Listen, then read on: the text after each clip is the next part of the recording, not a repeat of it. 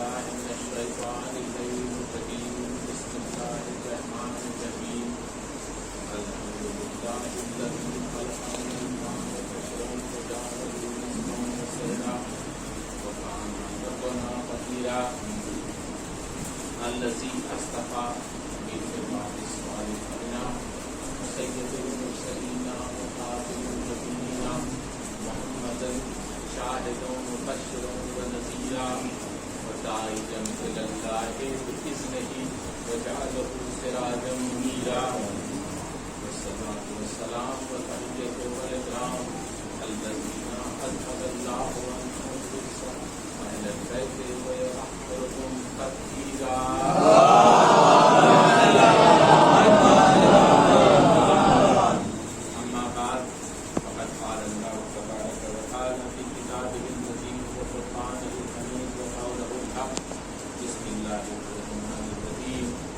الذي خلق الموت والحياة ليبلوكم أيكم أحسن عمل. ابنار صلوات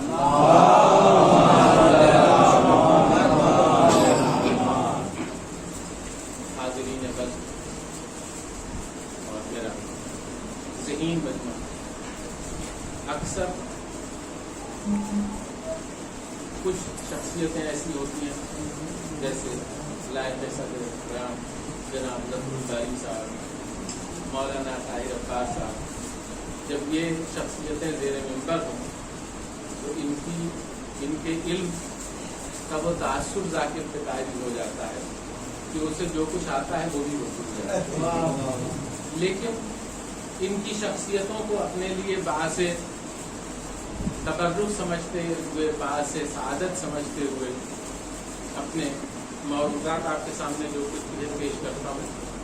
اور دوسری بات یہ ہے کہ ایک ذاکر کے لیے ایک بڑی مشکل بات یہ ہو جاتی ہے کہ اگر سلسلہ شعر و سخن بہت طولانی چل جائے تو ذاکر کے لیے ایک بڑی مصیبت یہ ہو جاتی ہے، ایک بڑی مشکل یہ ہو جاتی ہے کہ اسے شعر و سخن کی حسین وادی سے نسل کی سنگلا بڑا مشکل کام ہو جاتا ہے. اس لیے کہ وادی شعر اور سخن بہت ہی حسین اور جاذب نظر چیز ہے، بہت دلجو چیز ہے، اور اس کے ساتھ اگر صوتی حسن بھی شامل ہو جائے، یعنی اب کچھ چیزیں ایسی ہوتی ہیں تو ہمیں اپنے معاشرے میں جس کی تشریح کرنی پڑتی ہے کہ عربی کا ایک لفظ ہے جس کے نام ہے صوت. صوت کے معنی ہوتا ہے آواز. ہمارے معاشرے میں شوہر کی دوسری بیوی کا نام ہے صوت. تو اب یہاں اگر صوتی حسن شامل ہو جائے، یعنی اگر بہترین گلا شامل ہو جائے شاعری کے ساتھ، تو شاعری اور حسین ہو جاتی ہے. اور وادی نثر ایک خشک وادی ہے، تو سامعین کے ذہن کو اس حسین وادی سے ایک خشک وادی منتقل کرنا یہ خطیب کے لیے ایک بہت بڑا چیلنج ہو جاتا ہے. یہ بہت بڑا چیلنج ہو جاتا ہے خطیب کے لیے. لیکن حضور والا یاد رکھیے کہ یہ نثر کی وادی ہو یا شعر و سخن کی وادی ہو، دونوں ادب کے شاہکارے ہیں. نہ نثر مکمل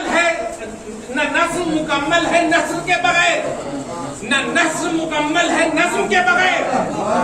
اس لیے کہ نظم کی صفت ہے تخفف، نظم کی صفت ہے بریویٹی، نظم کی صفت ہے سنکھیپ، اور حضور والا نثر کی صفت ہے وستار، تفصیل، تفصل. نثر کی صفت ہے تفصل، شاعری کی صفت ہے تخصص، یعنی اس کو کم کرنے میں. اور یہی وجہ ہے کہ ایک برج نارائن ملا چکپس کا ایک شعر کہ زندگی کیا ہے عناصر میں ظہور ترتیب، اور موت کیا ہے انہی اجزاء کا پریشان ہونا. یہ پورے فلسفے موت و حیات کو 2 لائنوں میں بیان کر دینا، یہ ہے شاعری. یہ ہے شاعری. اور جب اس شعر کی تفصیل لکھی گئی تو 400 پیج کی کتاب مرتب ہوئی ہے.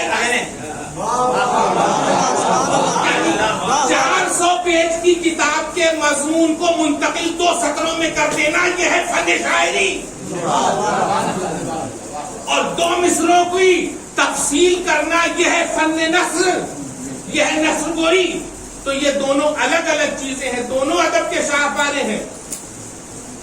قبلہ و کعبہ تشریف رکھتے ہیں کہ سرکار سید العلماء سید علی نقوی صاحب نے کو مجلس میں ایک شعر دیا گیا تھا علامہ اقبال کا کہ حیات ابدی ہے مقام شبیری، بدلتے رہتے ہیں انداز کوفی و شامی. اس ایک شعر پہ مولانا کی 1.25 گھنٹے کی تقریر، اور اس کے بعد اس مجلس کے بعد مولانا سید حیدر مہدی صاحب نے آ کے ان سے کہا کہ حضور والا اگر اس وقت علامہ اقبال آپ کی مجلس میں بیٹھے ہوتے تو آپ کے سامنے ہاتھ جوڑ کے یہ کہتے کہ مولانا میں نے اتنے زاویوں کو سوچ کر تو یہ شعر نہیں کہا تھا جتنے گوشے آپ نے اس شعر سے پیدا کر دی. تو ارباب اعزاز یہ ہے شعر اور نثر اور نظم کا تعلق، اس لیے کہ ایک دوسرے کے بغیر ایک دوسرے کے لیے کمپلیمنٹری اور سپلیمنٹری ہیں، ایک دوسرے کو مکمل کرتے ہیں. نہ نثر مکمل ہے نظم کے بغیر، نہ نظم مکمل ہے نثر کے بغیر. ایک کو تفصیل چاہیے اور دوسری تفصیل کو چاہیے. اگر تخفف چاہیے، اگر بریوٹی چاہیے، اگر سنکھیپ چاہیے تو نظم کی وادی میں آ جاؤ. تو ارباب فہم یہ اب آپ دیکھیے کہ اگر ادب میں یہ دونوں خصوصیتیں تفصیل اور تخفیف، بریوٹی اینڈ ایکسپینشن، سنکھیپ اور وستار، یہ دونوں چیزیں علم کلام کے لیے ضروری ہیں. تو علم کلام میں ان دونوں فنون کا ہونا ضروری ہے. علم کلام میں ان دونوں فن کا ہونا ضروری ہے.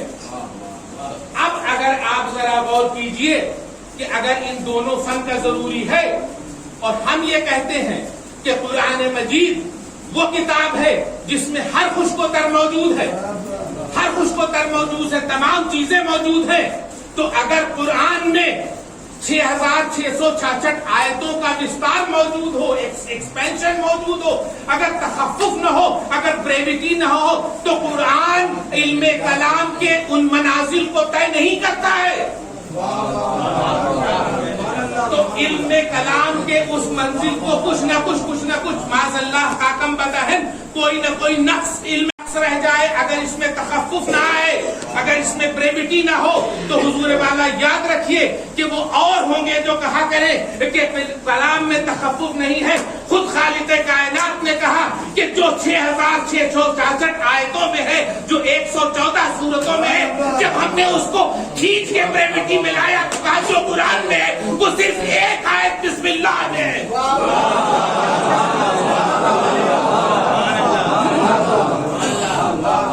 تو جو پورا قرآن میں ہے وہ 6666 آیتوں کو جب اس نے جامع تخفیف پہنایا، جب اس میں سنکھیپ کا جامع پہنایا، جب اس نے بریوٹی کا جامع پہنایا تو کہا ایک آیت میں ہے. اور جب یہ تخفیف اپنے منزل کمال پہ پہنچی، جب اپنے سپرلیٹیو ڈگری پہ پہنچی، کہا نہیں صرف بسم اللہ میں نہیں، اس میں جو کچھ بسم اللہ میں ہے وہ بائے بسم اللہ میں ہے، وہ بائے بسم اللہ میں ہے، وہ بسم اللہ کے ایک نقطے میں ہے. پھر ہمیں کہیں سے آواز آتی ہوئی سنائی دی کہ انا نقطہ تحت الباب. تو جو قرآن میں سارا خشک و تر موجود ہے، اگر وہ کوئی ایک ذات میں آ جائے اور وہ ذات کوفے کے منبر سے اعلان کر دے کہ جسے جو چاہے پوچھنا اس یہ اس میں جو چاہو پوچھ لو. تو اس میں اس کا مطلب یہ ہے کہ یہ کوفے کے منبر سے دعوی سلونی محض دعوی سلونی نہیں ہے، بلکہ یہ قرآن کی حقانیت کی مستقل دلیل ہے.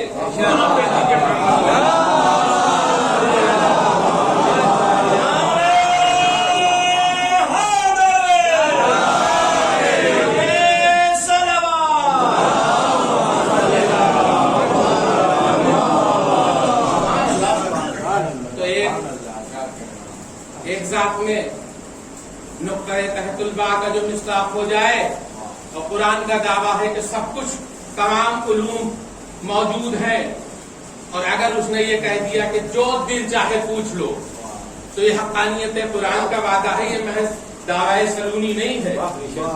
اور یہ بھی دیکھ لیجیے کہ امیر المومنین نے جتنے سوالوں کا جواب دیا، کبھی تو کسی وقت کے عالم نے، کبھی کسی فلسفی نے، کبھی کسی معرفت رکھنے والے نے کوئی اعتراض کرنے کی ہمت نہیں ہوئی کہ یہ جواب غلط تھا۔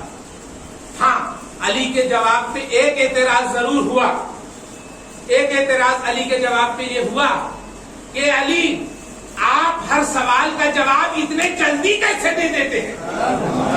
اعتراض کے شکل میں صرف ایک اعتراض سامنے آیا کہ علی، آپ ہر سوال کا جواب اتنی جلدی کیسے دے دیتے ہیں؟ تو علی نے کہا، یہ بتاؤ تمہارے ہاتھ میں کتنی انگلیاں ہیں؟ اس نے فوراً کہا 5۔ کہا اتنے جلدی جواب کیسے دے دیا؟ کہا یہ تو سامنے کی چیز تھی۔ تو کہا جس طرح تمہارے سامنے یہ 5 انگلیاں سامنے کی چیز ہے، اسی طرح ہمارے سامنے رموز حیات اور رموز کائنات ہمارے سامنے اسی طرح ہے جس طرح تمہارے سامنے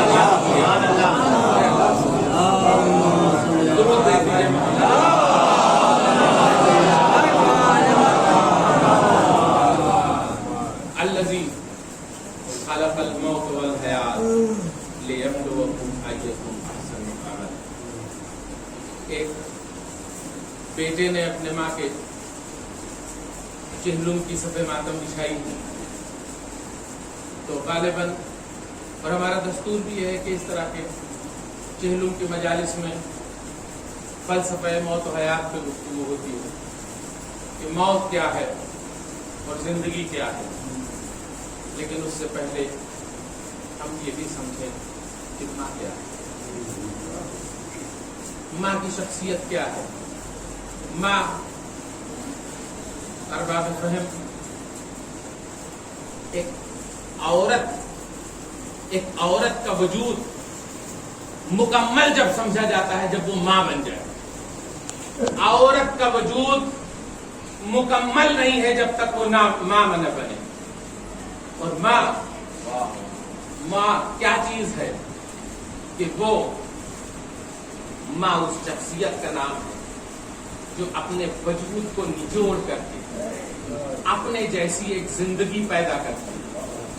یہ تسلسل کائنات، یہ تسلسل نسل آدم، یہ سب کچھ مرہون منت ہے اس ایک ذات کا جسے دنیا ماں کہتی ہے۔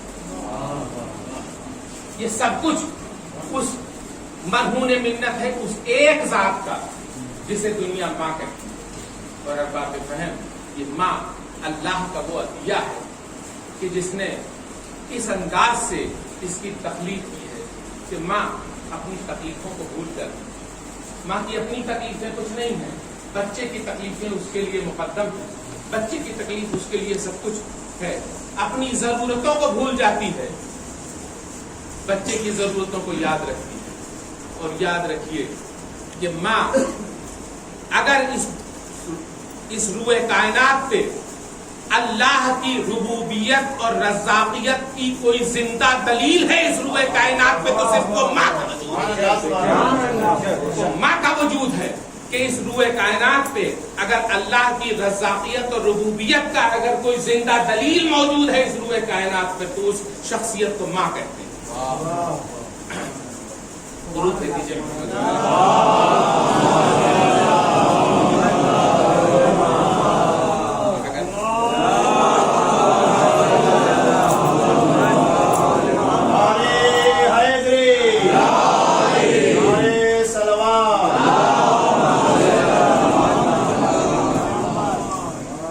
اگر اللہ رب ہے، وہ پالنے والا ہے، تو وہ اگر رب حقیقی ہے تو یہ رب مجازی ہے۔ وہ پالتا ہے تو اس نے ذریعہ بنایا اس کو پالنے کے لیے۔ اگر وہ رازق ہے تو یہ بھی رزق دینے والی ہے، اور یہ اس وقت رزق عطا کرتی ہے اپنے بچے کو جب دنیا کے کوئی وسائل ایسے نہیں ہیں جو اسے رزق پہنچا سکے، تو وہ اپنے خون جگر کو نچوڑ کر کے اپنے شکم مادر میں بچے پلنے والے بچے کو رزق پہنچاتی ہے، اپنے خون جگر کو نچوڑ کر کے اس کو غذا پہنچاتی ہے. تو یہ اس کی رزاقیت کا یہ عظیم نمونہ ہے. اور ارباب اعضاء یاد رکھیے کہ ماں کی وہ خصوصیات ہیں. میں نے کہا کہ اللہ کی خصوصیات سے ملنے جلنے والی، اگر وہ رازق حقیقی ہے تو یہ رازق مجازی ہے، اگر وہ حقیقی رب ہے تو یہ رب مجازی ہے. اللہ کے بہت سے ناموں میں ایک نام یہ بھی ہے کہ یہ اللہ سریع الرضا ہے.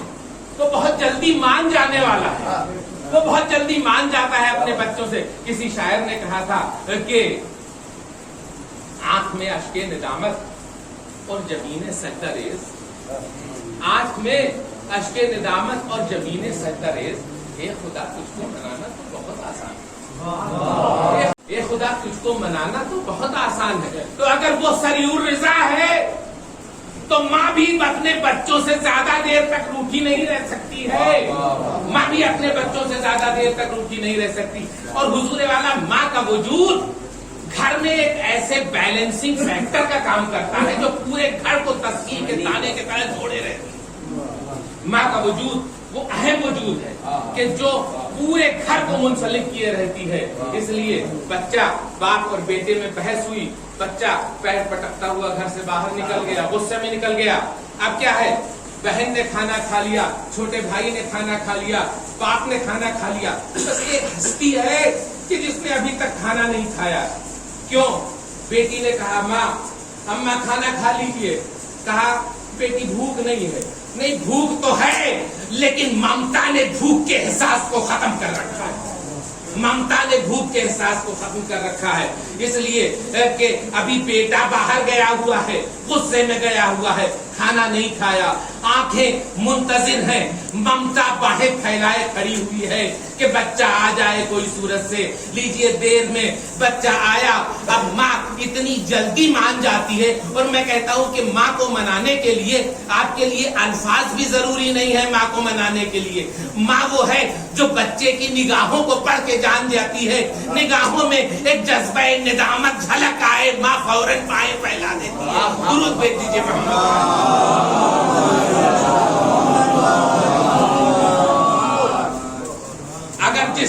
اگر جسم مفلوج بھی ہو جائے، یہ چل پھر نہ سکے، جسم کے کوئی ہاتھ پیر نہ چلے، نہ صحیح، لیکن اس کی زبان چلتی رہتی ہے اولاد کے حق میں دعا کرنے کے لیے.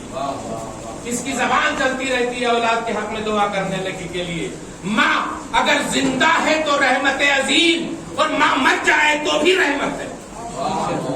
ماں مر جانے کے بعد بھی رحمت ہے. اور اگر ماں مر جانے کے بعد رحمت نہ ہوتی تو یہ نہ ہوتا کہ اولاد اگر تم پریشانی ہے، تمہیں کوئی مشکل ہے، تو جا کے اپنے والدین کے قبر کے اوپر دعا مانگو اور ان سے کہو کہ بارگاہ خداوندی میں میرے حق میں دعا کر دیں. والدین کی دعا قبول ہوتی ہے.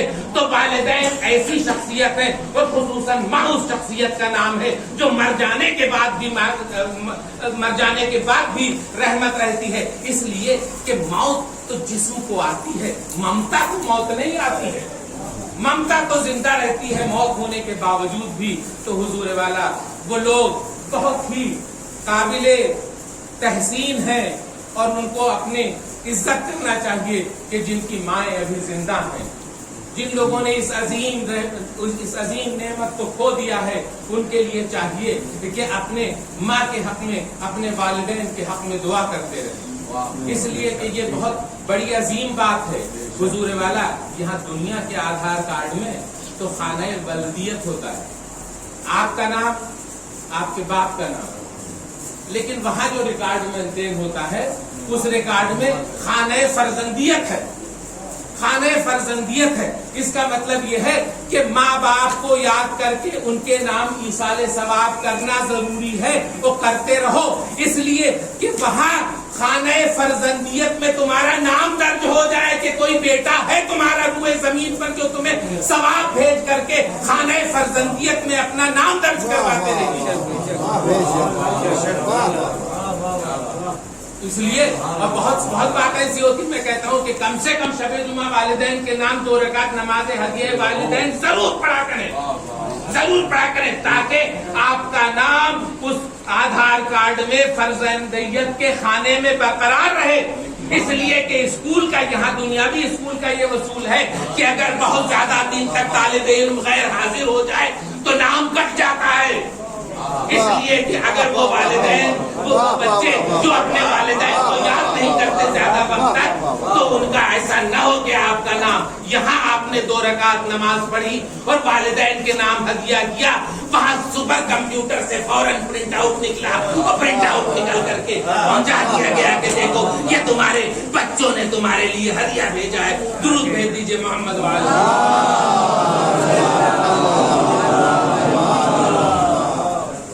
والدین کو یاد رکھیے۔ اور حضور والا یاد رکھنا، ہر وہ قوم، ہر وہ ملک جس نے ملک کے لیے قربانی دی ہے، اپنے قائدوں کو، اپنے رہنماؤں کو یاد رکھتا ہے۔ ہر وہ ملک، ہر وہ قوم اپنے رہنماؤں کو یاد رکھتی ہے، اس لیے کہ آپ دیکھ لیجئے کہ وہ ممالک کہ فلاں جنگ آزادی میں جنہوں نے بڑا نمایاں کردار کیا، ان کے مجسمے لگے ہوئے۔ یہ مجسمہ کیا ہے؟ اب موت پہ تو اللہ کی قدرت ہے، زندہ تو ہم رکھ نہیں سکتے، لیکن اب موت واقع ہو گئی تو اب موت کے بعد کیسے زندہ رکھیں؟ تو موت کے بعد زندہ رکھنے کے لیے لوگوں نے جو طریقے ایجاد کیے، کہا نہیں ان کا مجسمہ لگا کر کے پبلک پلیس پہ لگاؤ تاکہ دنیا دیکھتی رہے کہ یہ زندہ ہے۔ ان کی زندگی کو برقرار رکھنے کے لیے ان کے مجسمے بنائے گئے، اور وہ ممالک جہاں مجسمہ بنانے کو خلاف شریعت سمجھا جاتا ہے، انہوں نے اگر مجسمے نہیں بنائے تو انہوں نے مزار بنائی، انہوں نے قبریں بنائی۔ اب کوئی ایسا آدمی نہیں ہے کہ جو کوئی بڑا آدمی، کوئی بڑا نیتا، کوئی بڑا لیڈر پاکستان جائے اور محمد علی جناح کے قبر پہ فاتحہ نہ پڑھے یا وہاں نہ جائے، کوئی بھی بڑا کوئی دوسرے ملک کا سفیر آئے یہاں مہاتما گاندھی کی قبر پہ نہ جائے۔ اس کا مطلب یہ ہے کہ جہاں مجسمے نہیں ہیں وہاں قبریں ہیں۔ انداز بدل گیا لوگوں کو یاد رکھنے کا، لیکن وہ جذبہ یاد رکھنے کا، وہ جذبہ زندہ رکھنے کا کہ جس نے قوم کے نام، جو شخصیت قوم کے نام آئی ہے، جس نے قوم کے لیے اپنی زندگی فنا کی ہے، جس نے قوم کے نام پر جان دے دی ہے، اس کو تقاضا یہ ہے کہ اس کو یاد رکھا جائے اور اس کو زندہ رکھا جائے۔ تو حضور والا یاد رکھیے کہ جو قوم کے نام پہ جان دے دے، جو ملک کے نام پہ جان دے دے، اسے تو دنیا یاد رکھے، اور جو اللہ کے نام پہ اپنی جان دے دے، جو اسلام بچانے کے نام پر اپنی جان دے دے، اس کا یاد رکھنا کہاں سے بدعت اور کہاں سے کفر ہوتا ہے۔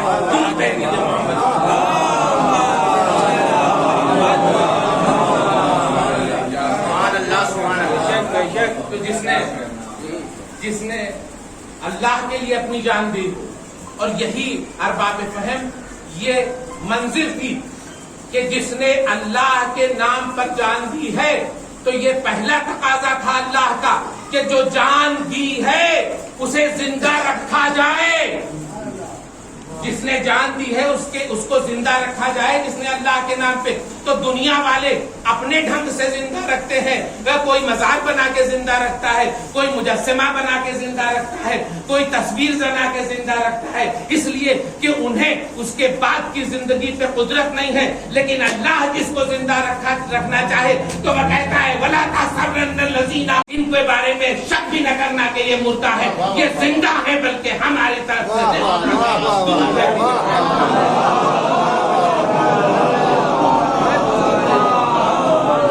اس سے بہتر سلوات۔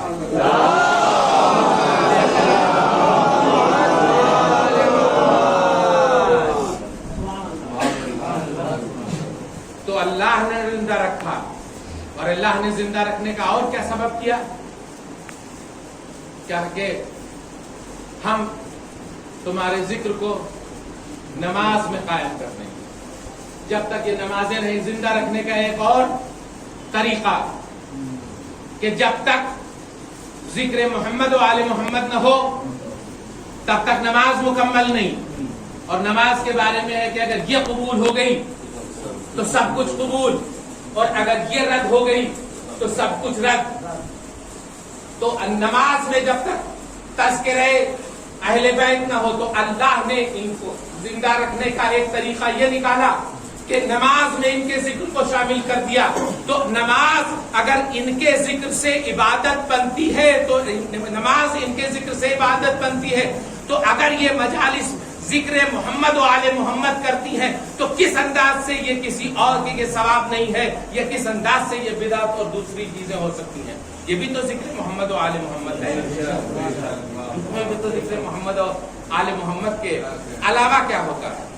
तो वो नमाज कि जिसको जरिया खालिद कायनात ने बना दिया, मोहम्मद और आले मोहम्मद की जिंदगी को बरकरार रखने के लिए कहा कि जब तक इनके ऊपर दुरूद नहीं होगा, जब इनका तज़किरा जब तक नमाज में नहीं होगा, तब तक नमाज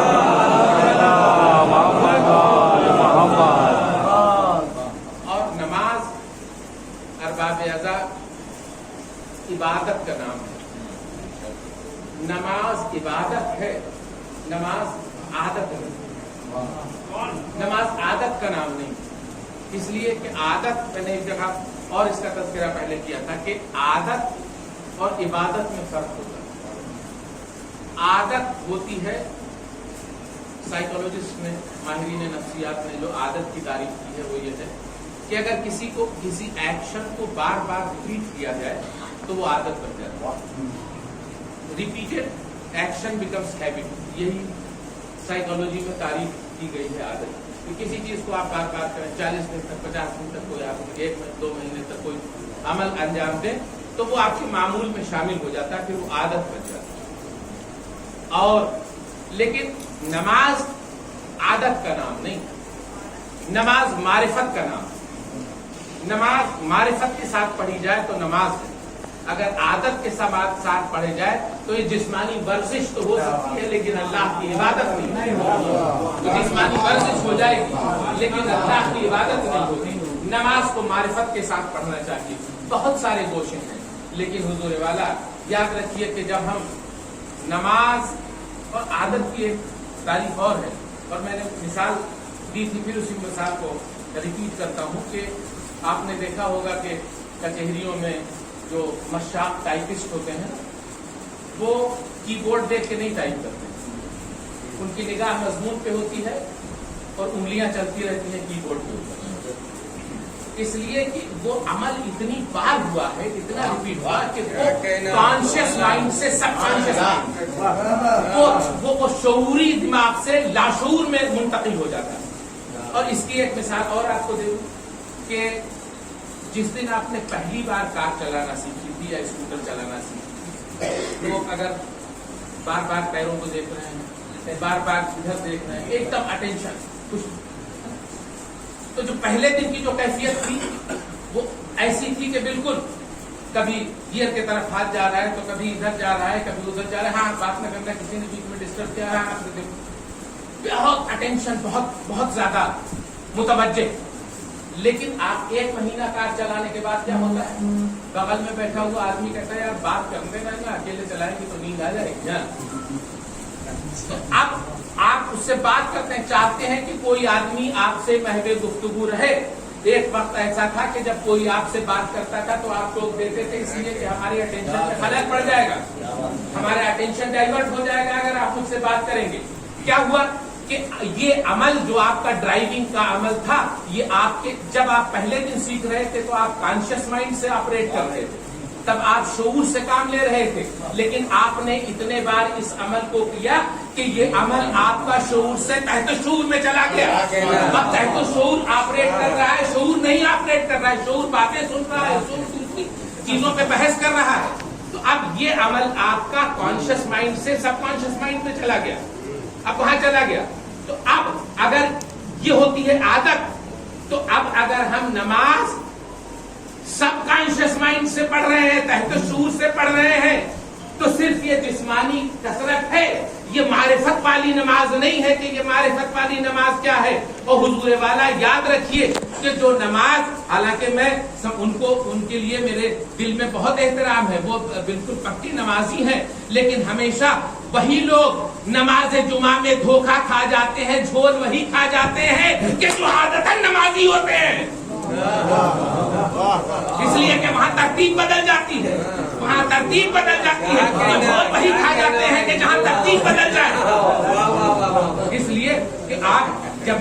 کہ آپ ٹائپسٹ سے آپ ٹائپ کروائیے، آپ ٹائپسٹ سے، تو اب جب آپ کے سامنے عبارت ہے تو ٹائپسٹ عبارت کو دیکھ رہا ہے اور انگلیاں چلتی چلی جا رہی ہیں، یہ ہے عادت. لیکن ٹائپسٹ ٹائپ کرتا چلا ہے، ایک جگہ کے اوپر میں آیا کم، تو آپ نے کہا کہ رکو ہم کو کم جو ہے COME نہیں ٹائپ کرانا ہے، ہم کو ٹائپ کرانا ہے KUME. اب وہ ایسے نہیں ٹائپ کرے گا، آپ آزما لیجئے گا. اب وہ ایسے دبائے گا، وہ عمل جو ساری انگلیوں سے ایک ساتھ ہو رہا تھا وہ اب ایک انگلی سے عمل ہوگا. وہ ایک انگلی سے عمل کیوں ہوگا؟ اس لیے کہ آپ اس سے خلاف عادت کام لے رہے ہیں. یہ عمل اب ایک انگلی سے کیوں ہوگا؟ اس لیے کہ اب آپ اس سے جو عمل کام کروا رہے ہیں وہ خلاف عادت کام کروا رہے ہیں. تو اللہ نے اسی لیے نماز جمعہ میں ترتیب بدل دی کہ دیکھو معرفت کے ساتھ نماز پڑھتے ہو یا عادت نماز پڑھتے ہو.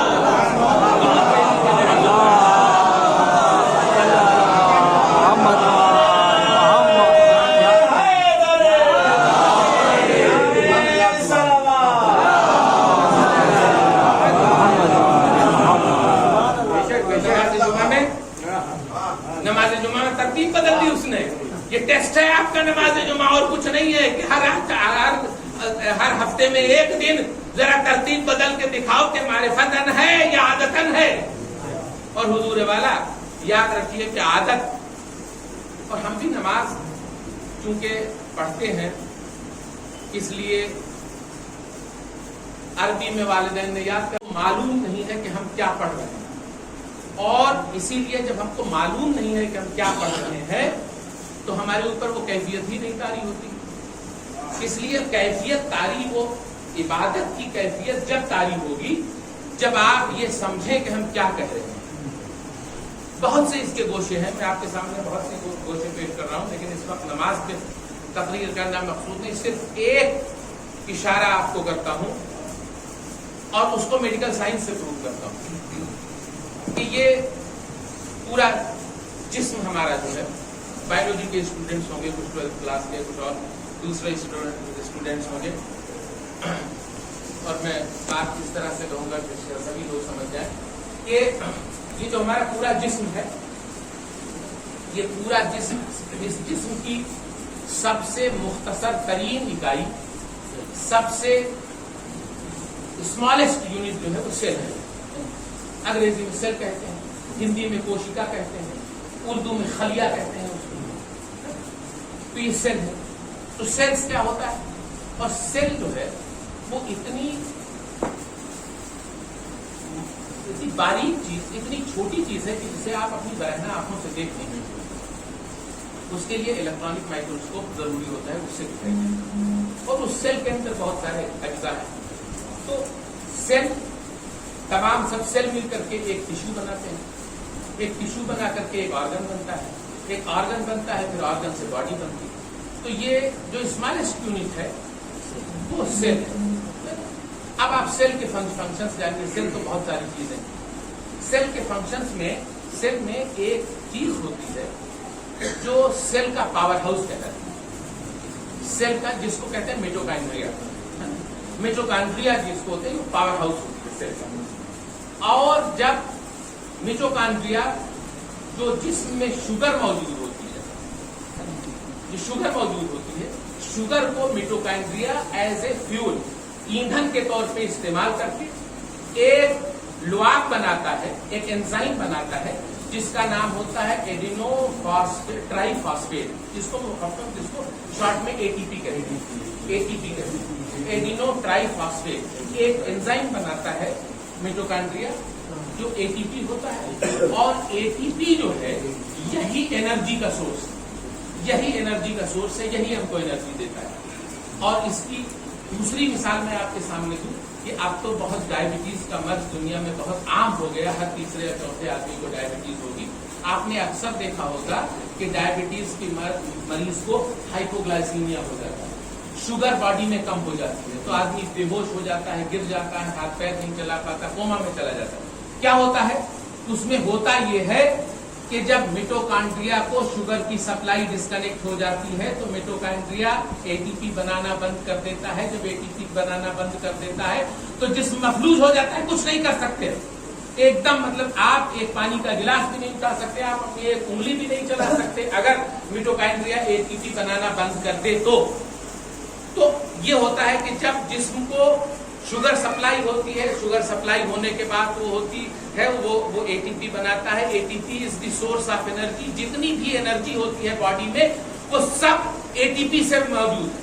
تو اب حضور والا یہ ہے پوری ہمارے جسم کی ساخت, یہ ہے ہمارا جسم کا کانسٹیٹیوشن. اب اس کانسٹیٹیوشن میں ہوتا ہے تو ہم جب سجدے کے بعد جب صبح کھڑے ہوتے ہیں تو کیا کہتے ہیں؟ بحول اللہ و قوتہ واقوم واعود. کیا مطلب؟ اے خدا ہم تیری ہی دی ہوئی طاقت سے کھڑے ہوتے ہیں اور بیٹھتے ہیں.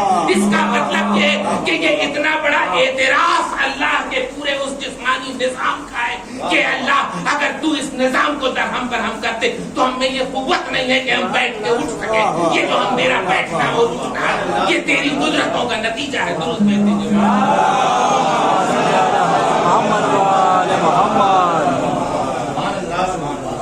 یہ ایک جملہ پوری وحدانیت کی دلیل, اللہ کی اس رزاقیت اور اس کے اس قدرت کی دلیل ہے کہ میرے معبود ہم یہ جو بیٹھے تھے ابھی, ہم جو کھڑے ہوئے یہ تیری ہی دی ہوئی طاقت سے کھڑے ہوئے ہیں, ورنہ ہم میں یہ طاقت نہیں تھی کہ ہم کھڑے ہو سکیں. یہ تیرا کرم تھا کہ جو تم نے. ہم یہ سمجھتے ہیں کہ ہم نماز پڑھ کے اللہ کے اوپر احسان کر رہے ہیں کہ ہم نے نماز پڑھ دی, بلکہ میں کہتا ہوں یہ احسان کبریا ہے, یہ احسان خداوندی ہے کہ اس نے ہمیں اس قابل رکھا کہ ہم نماز پڑھ سکیں. اس نے ہمارے جسم کو اس قابل بنایا کہ ہم نماز پڑھ سکیں. یہ احسان ہے ہم اللہ کا, یہ ہم احسان ادا کرتے ہیں. اور احباب فہم بس یہ اتنا وقت تو تمہیداً گزر گیا, اور اب احباب فہم جو میں نے آیت سرنامہ کلام میں بیان کی کہ الذی خلق الموت والحیات, تو اس میں دو ورڈز بس خالی آپ انڈر لائن کر لیجیے, ایک موت اور دوسرے خلقہ. خلقہ کا مطلب ٹو کریٹ, ٹو پروڈیوس, کوئی چیز بنانا, کوئی چیز خلق کرنا. اور موت کی ایک عجیب خصوصیت ہے. یعنی اگر آپ دنیا کو دیکھ لیجئے, جب سے دانشوروں کا سلسلہ شروع ہوا, جب سے فکر کرنے والوں کا سلسلہ شروع ہوا, آدمی کسی چیز کو مانتا ہے, کسی چیز کو نہیں مانتا ہے. جب گیلیلیو نے پہلی بار ہیلیو سینٹرک تھیوری دنیا کے سامنے پیش کی, یعنی اس سے پہلے کا کہ سائنسدانوں کی تھیوری یہ تھی کہ جس کو بولتے ہیں جیو سینٹرک, یعنی یہ زمین ثابت ہے اور جتنے بھی سیارے ہیں یہ اس کے ارد گرد چکر لگاتے ہیں. یہ گیلیلیو سے پہلے کی تھیوری تھی. لیکن گیلیلیو نے جو تھیوری پیش کی وہ یہ کہا کہ نہیں, سورج ثابت ہے اپنی جگہ کے اوپر اور دوسرے سیارے اس کے گرد چکر لگاتے ہیں. تو چونکہ گیلیلیو کا جو انکشاف تھا وہ چرچز اور بائبل کے ٹیسٹامنٹس کے اگینسٹ میں تھا, اس لیے گیلیلیو کے اوپر مقدمہ چلایا گیا اور اسے ہاؤس اریسٹ کر دیا گیا, اور اس کے بعد وہ وہیں مر گیا. حالانکہ وہ اس بات کی بھی دلیل ہے کہ اگر بات صحیح ہے تو کبھی نہ کبھی دنیا اس کو مانتی ہی ضرور ہے. 100 آدمی اگر غلط بات کہیں تو وہ صحیح نہیں ہو جاتی, یا 1000 آدمی اگر صحیح بات کہیں تو وہ غلط بات کو صحیح کہیں تو صحیح نہیں ہو جاتی.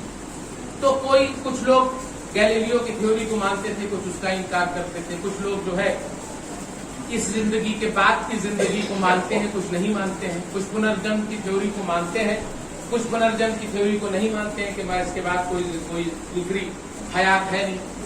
پھر اس کے بعد کچھ لوگ جو ہے برزخ کو مانتے ہیں, کچھ برزخ کو نہیں مانتے ہیں. کچھ روز جزا کو مانتے ہیں, کچھ روز جزا کو نہیں مانتے ہیں. کچھ حساب و کتاب, کچھ فرشتے جو ہمارے حساب و کتاب لکھ رہے ہیں, کچھ ان کو مانتے ہیں, کچھ ان کو نہیں مانتے ہیں. تو بہرحال ایک لمبی لیکن روئے زمین پر ازل سے لے کر ابد تک کوئی ایک مفکر، کوئی ایک فلاسفر، کوئی ایک سائنٹسٹ ایسا مجھے آج تک نہیں ملا کہ جس نے موت کا انکار کیا۔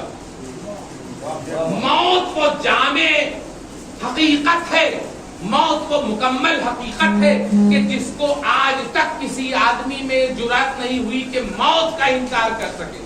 دنیا ہر چیز کا انکار کرتی ہے، اس کا انکار، اس کا انکار، اس کا انکار، لیکن موت کا انکار کرنے والی شخصیت آج تک ہمیں کوئی نہیں ملی کہ جس نے موت کا انکار کیا ہو۔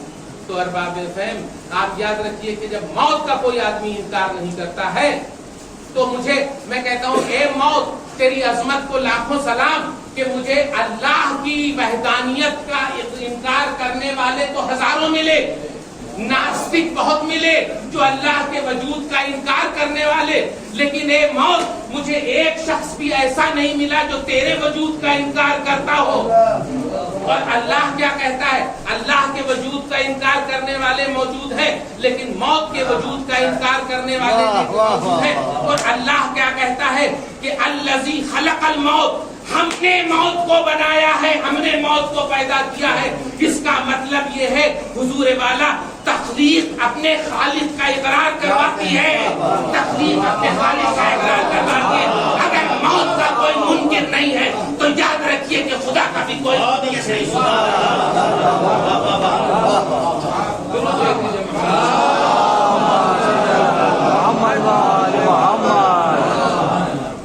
الذی خلق الموت کہہ کے اس نے اپنے وجود کو تسلیم کرا دیا کہ اگر موت کا کوئی انکار کرنے والا نہیں ہے تو اگر تم موت کو ہماری تخلیق مانتے ہو، ارے اچھا شعر سن کے کیوں پوچھتے ہیں آپ کے شاعر کون ہے؟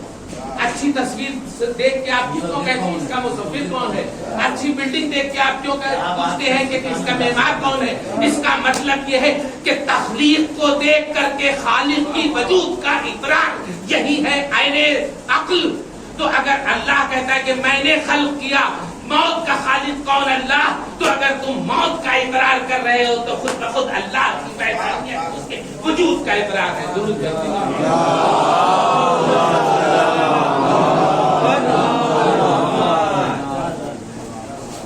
تو اس کے موت نے اللہ کے وجود کو تسلیم کروا دیا ان ناصح لوگوں سے جو اللہ کے وجود کو مانتے نہیں ہیں۔ نہیں، اگر تم تخلیق کے وجود کو مانتے ہو تمہیں معلوم، تمہیں بات کو اقرار کرنا پڑے گا کہ اگر یہ خلق ہے، اگر یہ اس کی تخلیق ہے تو اس کا خالق کوئی نہ کوئی موجود ہے۔ اور ارباب اعضا موت کے بارے میں ایک بات یہ بھی ہے کہ ہمارے نظروں میں جو موت کا تصور ہے وہ الگ ہے، اور قرآنی اعتبار سے اور اسلامی اعتبار سے جو موت کا تصور ہے وہ الگ ہے۔ اور میں نے کہا تھا کہ اس ذکر سے نماز زندہ ہے، تو اس ذکر کا ایک نتیجہ اور ایک اس کا جز یہ مجلسیں بھی ذکر محمد و آل محمد کو زندہ رکھتی ہیں۔ اور ان مجلسوں کا ایک بہت امپورٹنٹ پرپس، دو امپورٹنٹ پرپس ہیں مجلسوں کے، اور اگر یہ پرپس سے یہ مجلسیں ختم ہو جائیں، اس لیے کہ کچھ چیزیں ایسی ہیں جو ہمارا سوز دل ہے جسے میں چاہتا ہوں کہ آپ حضرات کے سامنے بیان کروں کہ مجلسیں، یاد رکھیے کہ مجلسیں ریچول نہیں، آزاداری ریچول نہیں، یہ رواج نہیں، یہ کوئی ریت رواج نہیں، یہ ریچول نہیں ہے، یہ ایک اہم کام۔ اب ہم نے ان سب چیز کو ریچول رسم بنا دیا، فلانے کی مجلس، فلانے کی مجلس، عالم کی مجلس، عالم کی مجلس، ارے مجلسیں تو لوگوں میں تقسیم ہو گئی، حسین کی مجلس کہاں ہے؟ یہ ان کے گھر کی مجلس، یہ ان کی مجلس، یہ فلانے بڑے آدمی کے گھر کی مجلس ہے تو اس میں زیادہ لوگ پہنچیں گے، کھانے کی مجلس ہے تو زیادہ لوگ پہنچیں گے، اس لیے کہ ہم نے مجلس کو رسم بنا دیا۔ اس مجلس کا جو خاص پرپس ہے، دو امپورٹنٹ پرپس جو مجھے سمجھ میں آیا وہ یہ ہے کہ دو پرپس ہیں، ایک یہ ہے کہ انفارمیشن، دوسرا ہے ریفارمیشن۔ ایک ہے تقسیم علم، دوسرا ہے किरदार का इस्लाह मुआशरा, ये दो अहम सुतून है मजलिस। और अगर मजलिस इससे हट जाए तो वो मजलिस तो वो मोमिनीन का तफरीही प्रोग्राम तो हो सकता है, मजलिस नहीं हो सकता। मोमिनीन का तफरीही प्रोग्राम आप कर लीजिए, इसलिए कि उसमें वाह भी होती है, उसमें बहुत सारी चीजें हैं, उसमें कॉमेडी भी है, उसमें ट्रेजेडी भी है, उसमें सब कुछ करके वो मोमिनीन का तफरीही प्रोग्राम कर लीजिए। लेकिन अगर ये दो ऑब्जेक्टिव, अगर ये दो टारगेट्स मजलिस अचीव नहीं कर रही है तो वो मजलिस हकीकतन मजलिस नहीं। और दोनों चीजों के लिए जरूरी है कि देखिए, अगर मजलिस का पर्पस है तक़सीम इल्म, तो यहां फिर उसी को आना चाहिए जो आलिम, इसलिए कि इल्म वही बांटेगा जो आलिम होगा। और अगर मजलिस का ऑब्जेक्टिव, मजलिस का मकसद इस्लाह मुआशरा है, तो यहाँ वही आ सकता है जो खुद साहिब किरदार हो। तो आलिम और साहिब किरदार के जो इम्पोर्टेंट क्वालिफिकेशन है यहाँ आएगी, तो इम्पोर्टेंट क्वालिफिकेशन है यहाँ, वरना मिंबर पे तो आने की कोई क्वालिफिकेशन ही नहीं है। अरे एक कचहरी में मामूली क्लर्क को भर्ती करने के लिए तो उसकी स्पेसिफिकेशंस हो, उसके कानून हो कि इतना पढ़ा होना चाहिए, ऐसा होना चाहिए, इतनी टाइपिंग आना चाहिए, इतना ये आना चाहिए, इतना वो आना चाहिए। और जहां नियाबत रिसालत हो रही हो, जहां मदीने शहर इल्म की नियाबत हो, जहां उसके मिंबर से बात कर दी जा रही हो, वहां जिसका दिल चाहे आके बैठ जाए। तो मजलिस के दो अहम जुज़ हैं, एक तक़सीम इल्म और दूसरा इस्लाह मुआशरा। तो ये जब तक ये दो चीजें नहीं होंगी, मैं कहता हूं कि मजलिस हो सकती, कुछ भी हो सकता है, लेकिन हकीकतन मजलिस का जो किरदार है, जो मजलिस होने चाहिए, वो मजलिस का होना चाहिए। और ये आवाम पे भी इसका की जिम्मेदारी आयद होती है कि आप वो आलिमों के को जिन्होंने अपनी जिंदगियां सर्फ की हैं हुसूल इल्म के लिए। हम लोग तो देखिए तकरीर कर लेना या बात कर देना, ये तकरीर करना और चीज है, लेकिन जिसने यहाँ तो वो आदमी फतवा देने लगता है कि जिसने एक दिन जाकर के किसी मदरसे में या किसी आलिम दीन के सामने अदब तय नहीं किया, वो जो है साहिब राय बन जाता है शरीयत के मामले में। और याद रखिए, एक मैं बहुत इंपॉर्टेंट बात आपके सामने कहता हूँ कि कायनात इल्म को जहल ने नुकसान नहीं पहुंचाया, कायनात इल्म को जहालत ने कोई नुकसान नहीं पहुंचाया। कायनात इल्म को जितना नुकसान पहुंचाया है अनपढ़े लोगों ने पहुंचाया, जाहिलों से कोई नुकसान नहीं। लेकिन ये आधे पढ़े लिखे लोग ना, इन्होंने इल्म को बहुत नुकसान पड़ा। ये कज बहसी, ये सब चीजें हमारे हिसाब से। और एक बात और सुन लीजिए कि आज दुनिया हमारे खिलाफ है, जिस तरह का माहौल पैदा हुआ यहाँ और पूरे रयास पे आप सब वाकिफ हैं कि हम लोग किस दौर से गुजर रहे हैं। मगर याद रखिए कि हमारे मुखालिफ को, हमारे दुश्मन को, हमारे हरीफ को हमारी नमाजों से कोई प्रॉब्लम नहीं। आप मस्जिद में जाइए, अल्लाह अल्लाह करते रहिए, उनको कोई प्रॉब्लम नहीं। आप रात भर नमाजें पढ़िए, हरीफ मुखालिफ को आपको इसकी नमाजों से कोई प्रॉब्लम नहीं। आप खूब रोजे रखिए, उनको कोई प्रॉब्लम नहीं। प्रॉब्लम कहां पे आती है? इसलिए कि इस्लाम सिर्फ नमाज पढ़ने का नाम नहीं है, इस्लाम सिर्फ रोजा रख लेने का नाम नहीं है, इस्लाम सिर्फ ज़कात दे देने का नाम नहीं है। इस्लाम एक मुकम्मल मंशूर हयात है, मुकम्मल मंशूर हयात है। और सबसे ज्यादा प्रॉब्लम जो आपके हरीफ मुखालिफ को है कि ये मंशूर हयात अगर आम हो गया तो उनके मजहबों की कली खुल जाएगी। अगर ये मंशूर हयात आम हो गया तो उनकी कलई खुल जाएगी। अरे वो कम्युनिज्म जिसने जिस जमीन पे सर उठाया, जहां पैदा हुआ, 60 साल 70 साल की भी उम्र नहीं गुजारी और उसने उसी जमीन पे कम्युनिज्म रशिया के जमीन से उठा था, वहीं खत्म हो गया। जहां से पैदा हुआ था वहीं खत्म हो गया। लेकिन इस्लाम वो मंशूर हयात है जिसमें मुकम्मल ज़ाबिता हयात है। और आपका दुश्मन सबसे ज्यादा जिस बात से खाइफ है वो आपकी दुश्मनी इसलिए करता है कि इस्लाम अगर आप बतौर मंशूर हयात मुसलमान ने एडॉप्ट कर लिया तो हमारे सारे मजहब खत्म हो जाएंगे। और हुजूर वाला سب سے بڑا حربہ، سب سے پہلے بڑا حربہ یہی استعمال ہوا کہ آپ کو نمازوں میں الجھایا گیا، آپ کو روزوں میں الجھایا گیا، آپ کو فرقوں میں بانٹ دیا گیا، یہ فلانے کی مسجد، یہ وہابی کی مسجد، یہ شیعہ کی مسجد، یہ سنی کی مسجد، یہ دیوبندی کی مسجد، یہ مالکی کی مسجد، یہ فلانے کی مسجد، اس میں الجھا دیا گیا، اس لیے کہ وہ مکمل منشور حیات جو اسلام کا سب سے بڑا منصوبہ تھا اس سے آپ کو دور کر دیا جائے۔ آج ہم سب کچھ ہیں لیکن وہ منشور حیات فالو کرنے والے مسلمان نہیں ہیں۔ درود پہ دیجیے۔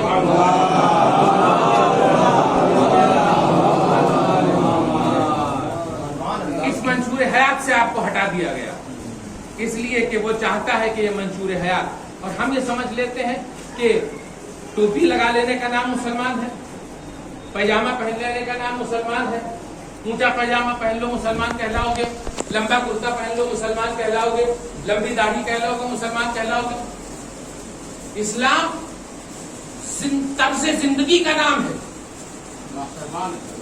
اسلام ایک وے آف لائف ہے۔ اسلام اگر وے آف لائف نہ ہوتا تو آپ کا دشمن آپ سے اتنا خائف نہ ہوتا۔ میں آپ کو ایک واقعہ بتاتا ہوں۔ جاپان میں گیا اور وہاں میں ٹیکسی میں بیٹھا، ٹیکسی میں بیٹھنے کے بعد میں تھوڑی دور تک گیا، مجھے جانا تھا ایک ہاسپٹل میں، ہمارا ایک کلینکل ٹرائل چل رہا تھا، وہاں گیا تو ٹیکسی میں بیٹھا، کافی دور 11-12 کلومیٹر چلنے کے بعد ایک مقام ایسا آیا کہ ٹیکسی ڈرائیور نے ٹیکسی کا میٹر آف کر دیا، کیونکہ جاپانیز لینگویج مجھے آتی نہیں کہ انگریزی بھی اچھی طرح نہیں سمجھتا تھا، اس لیے میرے لیے کمیونیکیشن کی پرابلم تھی۔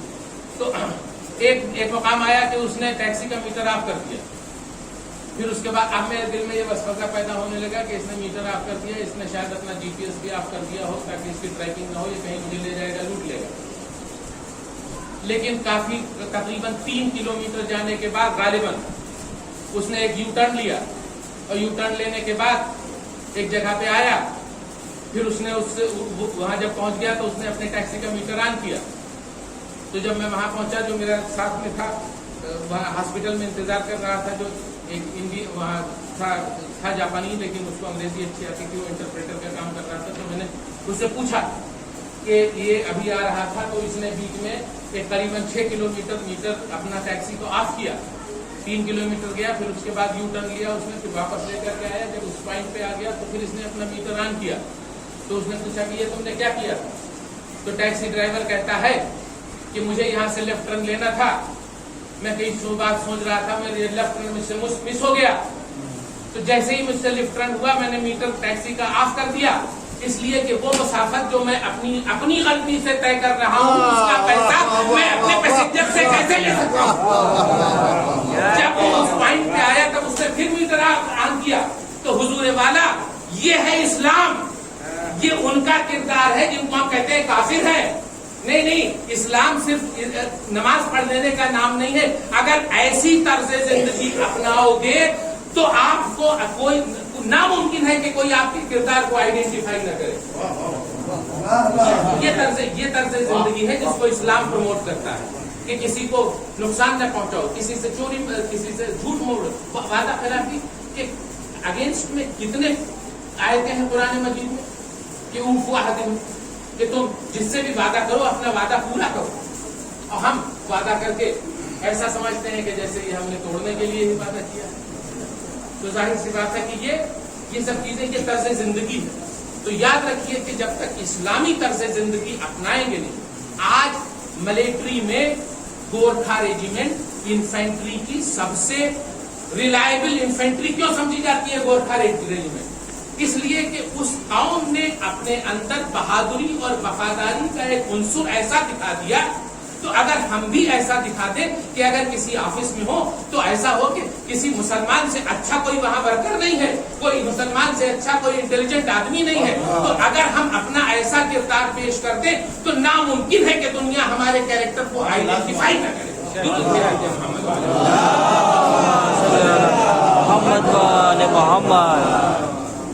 بس ارباب فہم، میں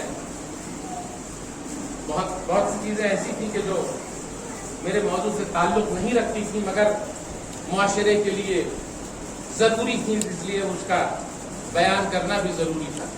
تو میں نے کہا کہ خالق کائنات نے کہا کہ ہم نے موت کو خلق کیا اور حیات کو خلق کیا تاکہ ہم تمہارا امتحان لے سکیں کہ تم میں سے بہترین عمل کرنے والا کون. تو دو چیزیں ہیں, ایک لاجک کے پوائنٹ آف ویو سے دو چیزیں ہیں کہ ایک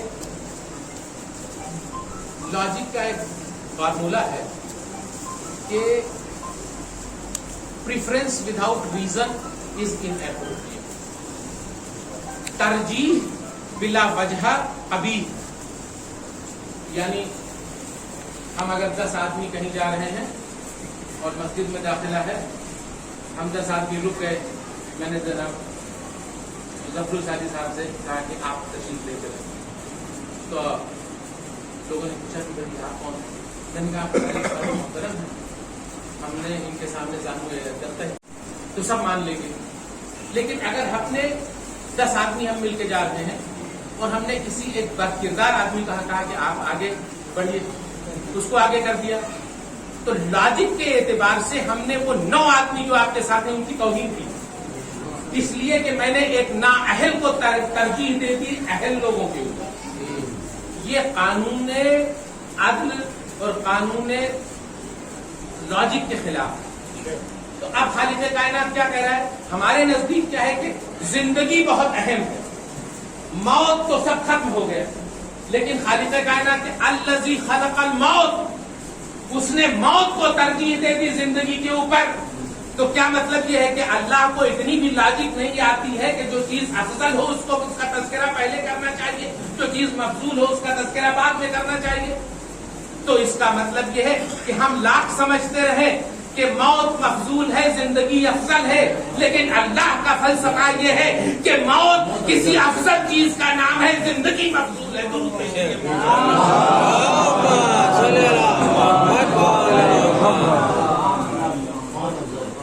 موت افضل ہے اور زندگی مفضول ہے, اس لیے اس نے موت کا تذکرہ پہلے کیا. اور موت کے بہت سارے تصورات ہیں, میں بہت زیادہ طولانی بحث آج بہت ہی پہلے ہی بہت دیر ہو چکی ہے. بس ایک صرف بات موت کے بارے میں آپ کے سامنے پیش کرنا چاہتا ہوں کہ موت کے بارے میں یہ ہے کہ موت, ہم بہت سی چیزیں اس دنیا میں ایسی ہیں کہ جو بولی جاتی ہیں, سمجھی جاتی ہیں, اور لوگ اس کا اپنے روزمرہ کے بول چال میں بہت استعمال کرتے ہیں, اور جس طرح استعمال کرتے ہیں اس طرح لوگ سمجھ بھی جاتے ہیں. لیکن وہ چیزیں کوئی وجود نہیں رکھتی, وہ چیزیں غیر وجودی, ان کا کوئی وجود نہیں. کچھ چیزیں ایسی ہیں جو ایگزسٹنس رکھتی ہیں, کچھ چیزیں ہیں جو نان ایگزسٹنٹ, جن کی کوئی ایگزسٹنس نہیں, لیکن وہ بولی جاتی ہیں, وہ سمجھی جاتی ہیں, معاشرہ ان کو سمجھتا ہے, ان کے معنی کو اخذ کرتا ہے. جیسے مثال کے طور پر جہالت. جہالت کا لفظ جو ہے ہم سب بولتے ہیں, سمجھتے ہیں, لیکن جہالت کوئی چیز نہیں ہے. ایک چیز ہوتی ہے مفہوم وجودی, ایک چیز ہے جس کا وجود ہے, اور ایک چیز ہے مفہوم غیر وجودی, اس کا کوئی وجود نہیں, تو اس کو کہتے ہیں مفہوم عدمی. اس کا عدم ہے, اس کے اندر کوئی وجود نہیں. تو ارباب علم مفہوم وجودی ہے, اس لیے کہ علم اکتساب کیا جاتا ہے, علم کی یونیورسٹی ہے, علم کے مدرسے ہیں, علم کی درسگاہیں ہیں. لیکن آپ نے آج تک کوئی سنا کہ جہالت کی کوئی یونیورسٹی ہو, جہالت کا کوئی اسکول ہو؟ جہالت کا کوئی اسکول نہیں ہے. آپ جاہل کو عالم بنا سکتے ہیں, لیکن آپ کسی کو عالم کو جاہل بنا سکتے ہیں؟ آپ کسی عالم کو جاہل نہیں بنا سکتے. اس کا مطلب جہالت کا کوئی وجود ہی نہیں ہے. جہالت کی ڈیفینیشن کیا ہے کہ عدم علم جہالت ہے, ورنہ جہالت از خود کوئی چیز ہے ہی نہیں. یہ ہے فلسفہ. اسی طرح میں نور و ظلمت, اندھیرا اور روشنی. اندھیرا عدم نور کا نام ہے, اس لیے کہ کبھی چاہے جو چیز غیر وجودی ہے, جس کا وجود نہیں ہے, جو رکھتی, جو نان ایگزسٹنٹ ہے, وہ چاہے جتنی طاقتور ہو جائے, وجودی چیز کے چھوٹی سے چھوٹی چیز کا مقابلہ نہیں کر سکتی. آپ یہ نہیں کہہ سکتے ہیں کہ میں جا رہا تھا اور ایسا اتنا گھٹاتوپ اندھیرا تھا کہ اس نے میری ٹارچ کو جلنے نہیں دیا.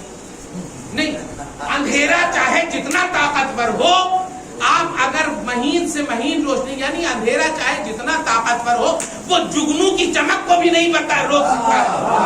وہ جگنو کی چمک بھی نہیں روک سکتا. اس کا مطلب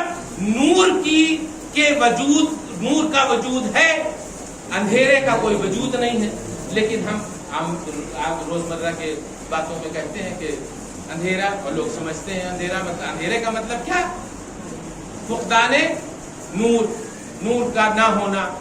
اسی طرح ہم کہتے ہیں جہالت، اس کا مطلب یہ ہے کہ عدم علم نہیں ہونا. ورنہ یہ چیزیں ہیں نہیں، اپنا وجود نہیں رکھتی ہیں. یہ مفہوم وجودی نہیں ہے، یہ مفہوم عدمی ہے. یہ نان ایگزسٹنٹ چیزیں ہیں. تو اسی طرح حضور والا یاد رکھیے کہ ہم یہ سمجھتے ہیں کہ موت آ گئی تو سب کچھ ختم ہو گیا. موت آ گئی تو ختم ہو گیا سب کچھ. ہم زندگی کو مفہوم وجودی سمجھتے ہیں، ہم موت کو مفہوم عدمی سمجھتے ہیں کہ موت کچھ نہیں ہے. لیکن اللہ کے نزدیک جو تصور ہے وہ اس نے کہا کہ الذی خلق الموت. اور یاد رکھیے کہ جو چیز خلق کی جائے، جو چیز بنائی جائے، وہ مفہوم وجودی ہوتی ہے، وہ مفہوم عدمی نہیں ہوتی. جو چیز خلق کیا جاتا ہے اور جو چیز خلق ہوتی ہے وہ کسی پرپس کے ساتھ ہوتی ہے. میں نے دیکھا کہ شو روم میں ایک بہت ہی خوبصورت مشین لگی ہوئی ہے. اس میں بہت بڑا اسکرین لگا ہوا ہے، ریڈ لائٹ، بلو، یلو، سب طرح کی لائٹیں جل رہی ہیں اور تمام سارے بٹن لگے ہوئے ہیں. میں نے جا کر کے شو روم میں پوچھا کہ بھائی یہ مشین کون سی مشین ہے؟ انہوں نے کہا بڑی خوبصورت مشین ہے اور بہت اچھی ہے. میں نے کہا یہ کس کام آتی ہے؟ کام تو اس کا کچھ نہیں، یہ کام کوئی نہیں آتی. تو ہر ذی عقل انسان اس بنانے والے کی عقل پہ ماتم کرے گا کہ ارے waste of time, waste of money, waste of resource, ساری چیزیں برباد کرتی. اس لیے کہ جب کوئی مقصد ہی نہیں یہ مشین پورا کرتی تو اس کی خوبصورتی کو لے کے ہم چاہتے کیا کریں؟ اس کا مطلب یہ ہے کہ اگر کوئی چیز اپنے پرپس کو، اپنے آبجیکٹ کو، اپنے ٹارگیٹ کو پورا نہیں کرتی ہے تو وہ عبث ہے، وہ بیکار ہے. اس کا مطلب یہ ہے کہ اب اللہ کہہ رہا ہے کہ ہم نے موت کو خلق کیا. اگر اللہ کسی چیز کو بنا رہا ہے تو وہ کوئی جاہل بنانے والا نہیں ہے کہ جو کسی چیز کو، بیکار کی چیز کو بنا دے گا جس کا کوئی کام نہ ہو. درود بھیج دیجیے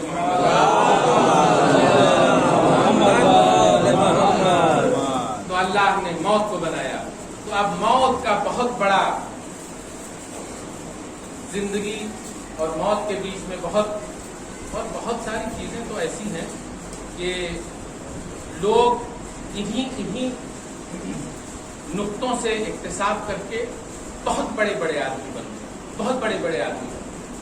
کینیڈا کا ایک رائٹر ہے جس کا نام ہے رابن شرما، آپ نے شاید نام سنا ہوگا. اس وقت ریچسٹ ترین آدمیوں میں ہے اور اس کی کتابیں اتنی بکتی ہیں. اس کی ایک کتاب جس نے اس کو کروڑ پتی بنا دیا، اس کی ایک کتاب جس کا نام ہے Who will cry when you die. جب آپ مریں گے تو کون روئے گا آپ کی موت پہ. یہ اس کتاب کا ٹائٹل ہے. تو موت کو دکھا کر زندگی کو سنوارنا، یہ اس رائٹر نے دکھایا کہ زندگی کیسی سنواری جاتی ہے. موت کے سامنے پیش کیا. وہ معاشرہ، وہ امریکی معاشرہ جو تمام تر، اور یورپ کا پورا معاشرہ جو تمام تر برائیوں میں تھا، لیکن اس نے موت کے تصور کو اس انداز سے پیدا کیا کہ انسان کی زندگیاں سدھارتی اور وہ بیسٹ سیلرز میں آ گئی. تو اللہ نے حضور والا یہ جو موت کا تصور کیا، پیش کیا، اور اس موت کو اس انداز سے پیش کیا کہ اور موت بھی ہم یہ سمجھتے ہیں کہ زندگی کا خاتمہ ہے موت. لیکن میں کہتا ہوں کہ اہل بیت نے اور کربلا والوں نے ہمیں دکھا دیا کہ زندگی کے بعد کی زندگی جو ہم جس کو کہتے ہیں کہ زندگی ختم ہو گئی، لیکن یہ موت جس کو ہم موت سمجھتے ہیں کہ یہ تمام چیزوں کو سب ختم کر دیتی ہے، لیکن موت ایک حیات ابدی دینے والی چیز ہے. یہ ہم کو کربلا اور اہل بیت کے لوگوں نے سمجھایا. وہ ہستیاں، ایک مرحومہ کے ईसाल सवाब की मजलिस है अरबाब फहम, वो हस्तियाँ कि जिसने मौत का वो तसव्वुर दुनिया के सामने पेश किया कि दुनिया पेश नहीं कर सकती है वो तसव्वुर। और अभी मैं कहता हूँ कि रसूल की आंख बंदी हुई है, रसूल के जिंदगी को कुछ ही अरसे गुजरे हैं कि एक बार की बीवी, वो रसूल की वो चहीती बेटी कि जिसके बारे में मुत्तफिक अलैह रवायत है कि जब वो आती थी तो बीवी आती थी तो रसूल उनकी ताज़ीम के लिए खड़े हो जाते। अभी रसूल की आंख बंद हुए कुछ ही दिन हुआ है, लेकिन अल्लाह अकबर, बीवी ने जाके अपने बाबा के मरकत पे मरसिया पढ़ा, ए बाबा मेरे ऊपर वो मुसीबतें पड़ी बाबा कि अगर दिनों पे पड़ते तो वो सियाह रात में तब्दील हो जाते बाबा। अल्लाह अकबर, ये मरसिया पढ़ने के बाद बीवी घर में आई और अब उनका मामूल ये है कि सुबह अपने बाप पे गिरिया करती हैं, शाम को अपने बाप पे गिरिया करती हैं, रात में अपने बाप पे गिरिया करती हैं, सिर्फ महवे गिरिया है अपने बाप के गम में रो रही है। अल्लाह अकबर। एक दिन जनाबे अमीरुल मोमिनीन घर में तशरीफ लाए, जनाब सैयदा के सामने बैठ गए, कहा बीवी अहले मदीना ने आपको सलाम कहा है। बीवी ने सलाम का जवाब दिया, कहा ए बीवी, कहा ए बिन्ते रसूल, अहले मदीना ने आपको एक पैगाम और भेजा है। कहा कि क्या? कहा कि अहले मदीना ने आपके नाम ये पैगाम भेजा है कि ए बीवी, आप चाहे दिन में रो लिया करें, आप अपने रोने का एक वक्त मुअय्यन कर लें। आप दिन भर रोती हैं तो हमारे आराम में खलल पड़ता है। अल्लाह अकबर। अरे रसूल की वो चहीती बेटी, मैं कहता हूँ हम ये समझते हैं कि सिर्फ करबला में ही मसाइब पेश हुए, लेकिन अल्लाह अकबर, जरा इस जुमले की, इसके जुमले के वज़न को आप समझिए कि बीवी ने जब ये जुमला सुना होगा कि बीवी आप अपने रोने का एक वक्त मुअय्यन कर लीजिए, आपके रोने से हमारे आराम में खलल पड़ता है, कितना कारी ये जुमला है जो जनाब सैयदा के दिल पे लगा होगा। बस जनाब सैयदा फरमाती हैं, बीवी फरमाती है अबुल हसन, पहले मदीना से कह दो कि अब मैं उनके बीच ज्यादा दिन ये सहमत नहीं उनको दूंगी। और ए अबुल हसन, ये पैगाम तो अहले मदीना के लिए था, लेकिन आपसे भी एक गुजारिश है। कहा क्या? कहा ए अबुल हसन, आप मेरे बाबा के मरकत के पास एक मेरे लिए हुजरा बना दीजिए ताकि मैं जा करके वहाँ अपने बाबा को रो लिया करूँ। अरबाब अज़ा, लीजिए, अली ने मरकद रसूल के पास अब जनाब सैयदा के लिए एक हुजरा अपने हाथों से तामीर किया, और अपने हाथों से तामीर करने के बाद वो हुजरा, अब उसके बाद जब जनाब सैयदा है तो अपने बच्चों का हाथ पकड़ती हैं और सुबह हुई जाके उस हुजरे में अपने बाबा पे गिरिया करती हैं। अब रोज का मामूल यही है कि सुबह जाती हैं, दिन भर बाप पे गिरिया करती हैं, आई घर के काम से फारिग हो करके फिर चली गई, अपने बाबा पे गिरिया कर रही हैं। बस यही मामूल है। एक दिन जनाब फातिमा ज़हरा आती हैं और उसके बाद अली ने जनाब फातिमा ज़हरा के चेहरे को गौर से देखा, कहा बीवी, जब से आपके बाबा की रहलत हुई है मैंने कभी आपके चेहरे पे आसार बशाचत नहीं देखे, लेकिन ये बीबी आज क्या बात है कि मैं आपके चेहरे के ऊपर कुछ खुशी के आसार देख रहा हूँ। बस ये सुनना था कि कहा कि अबुल हसन, अरे मैं अपने बाबा के मरकत के पास बैठी रो रही थी कि अचानक मेरी आंख लग गई और मैंने देखा कि मेरा बाबा आया है।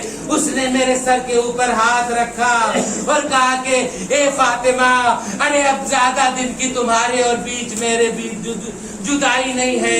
ए फातिमा, तुम बहुत जल्द मेरे पास आने वाली हो। ए अबुल हसन, आप मेरे चेहरे पे जो ये खुशी देख रहे हैं, ये मुझे मेरे बाबा से मिलने की खुशी है। अरबाब अज़ा, बस ये सुनना था कि जनाब अमीरुल मोमिनीन इस्तराब के आलम में आ गए। फिर आई और जनाब फातिमा कहती हैं, ए अबुल हसन, जरा मेरे साथ हुजरे में तशरीफ ले आइए।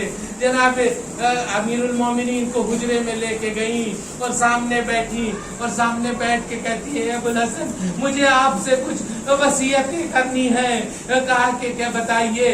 वसीयतें जनाब फातिमा ज़हरा जनाब अमीरुल मोमिनीन से वसीयतें फरमाने लगी। कहा, ए अबुल हसन, ارے سب سے بڑی بات تو یہ ہے، پہلی بات یہ ہے کہ ابوالحسن، ارے میرے بچے ابھی چھوٹے ہیں، ارے میرے بچوں سے اگر میرے مرنے کے بعد کوئی خطا ہو جائے تو اے ابوالحسن ان کے اوپر غصہ نہ کیجئے گا۔ جناب امیر المومنین کانپ گئے، کہا ارے بی بی کیسی بات کرتی ہے، ارے آپ کے بچے تو صاحب عصمت ہے، ان سے کسی خطا کا کوئی امکان نہیں ہے۔ اجرکم اللہ۔ دوسری بات کہا کہ اے بی بی دوسری وصیت، اے ابوالحسن میری دوسری وصیت یہ ہے کہ اے ابوالحسن، ارے آپ کی جو حسب حال خدمت کرنی تھی، اے ابوالحسن میں آپ کی خدمت نہ کر پائی تو بابا سے اگر آپ کی خدمت میں کوئی کوتاہی رہ گئی ہو تو اے ابوالحسن بابا سے میری شکایت مت کیجیے گا۔ تیسری وصیت جناب فاطمہ زہرا کہتی ہے کہ اے ابوالحسن میرے جنازے پہ ان لوگوں کو نہ آنے دیجیے گا جن سے میں ناراض ہوں، اور اگلی وصیت ہے کہ ہمارے جنازے کو رات کی تاریکی میں اٹھائیے گا۔